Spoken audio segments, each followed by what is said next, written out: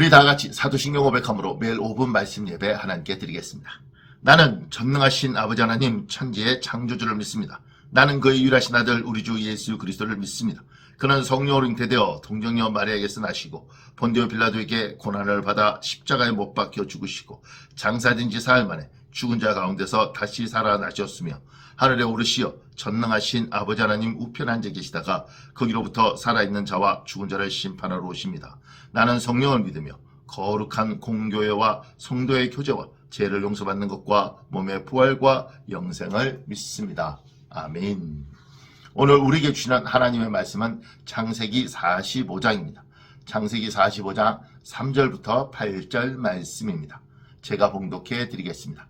요셉이 그 형들에게 이르되 나는 요셉이라 내 아버지께서 아직 살아 계시니이까 형들이 그 앞에 놀라서 대답하지 못하더라. 요셉이 형들에게 이르되 내게로 가까이 오소서. 그들이 가까이 가니 이르되 나는 당신들의 아우 요셉이니 당신들이 애굽의 판자라. 당신들이 나를 이곳에 팔았다고 해서 근심하지 마소서. 한탄하지 마소서. 하나님이 생명을 구하시려고 나를 당신들보다 먼저 보내셨나이다.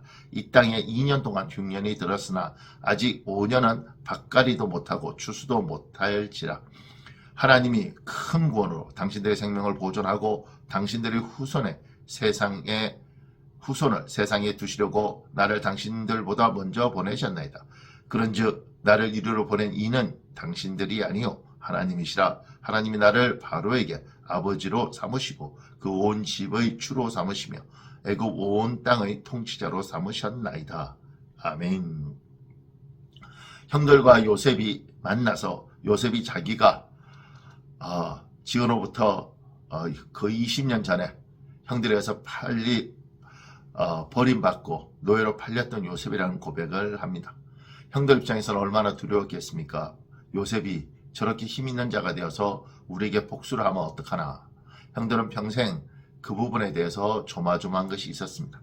근데 요셉이 5절에 뭐라고 이야기하냐면 이렇게 이야기합니다. 당신들이 나를 이곳에 팔았다고 해서 근심하지 마소서. 한탄하지 마소서. 하나님이 생명을 구하시려고 나를 당신들보다 먼저 보내셨나이다.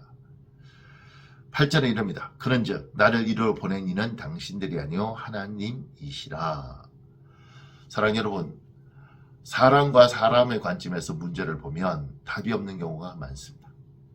그리고 너무 속상하고 너무 배신감이 들 때가 많습니다. 그런데 사람과 사람의 문제로 보지 않고 하나님의 시각으로 보면, 사람과 하나님의 문제로 보면 이야기가 달라질 때가 많습니다. 아하, 저 사람을 통해서 하나님이 나를 이렇게 다루셨구나. 내가 생각했던 거하고 다르고 저 사람은 단지 하나님의 도구일 뿐이지, 저 사람이 성격이 안 좋은 것, 저 사람이 거친 것들이 하나님의 도구로 사용되어서 나를 하나님 사람 만들었을 뿐이지 저 사람이 나쁜 것이 아니구나. 저 사람이 선한 도구였구나. 단지 내가 아프고 상해서 저 사람 볼 때마다 껄끄럽지만 그럼에도 불구하고 하나님이 저를 통해서 나에게 선한 일을 하셨구나. 사람과 사람의 문제로 보지 않고 사람과 하나님의 문제로 보면 풀리는 것들이 너무 많을 때가 있습니다. 오늘 요셉은 형과 요셉의 문제가 아니라 하나님과 요셉의 문제로 이 모든 걸 보았습니다. 그러면서 형들을 용서할 수밖에 없고 형들을 통하여 큰일을 하신 하나님을 찬양할 수밖에 없습니다. 사랑하는 여러분, 여러분과 제가 어떤 문제를 볼 때 사람과 사람만의 문제로 보지 않고 사람과 하나님의 문제로 볼 수 있기를 예수님 이름으로 축복합니다. 아멘. 그러면 여러분에게 상처 주는 그 사람이 여러분을 성장시키는 도구로 사용되었다는 것을 알게 되실 것입니다. 이 시간에 기도하겠습니다. 전능하신 하나님 감사합니다. 우리 눈을 넓혀주셔서 인간적인 시각, 하나님 이 땅의 시각으로만 보지 않고 하나님의 시각, 영적인 시각, 하늘의 시각으로 모든 사건들을 볼 수 있도록 도와주옵소서. 하나님의 국률하심이 오늘 예배하는 모든 이들 위해 함께하여 주시길 바라며 예수님 이름으로 기도합니다. 아멘.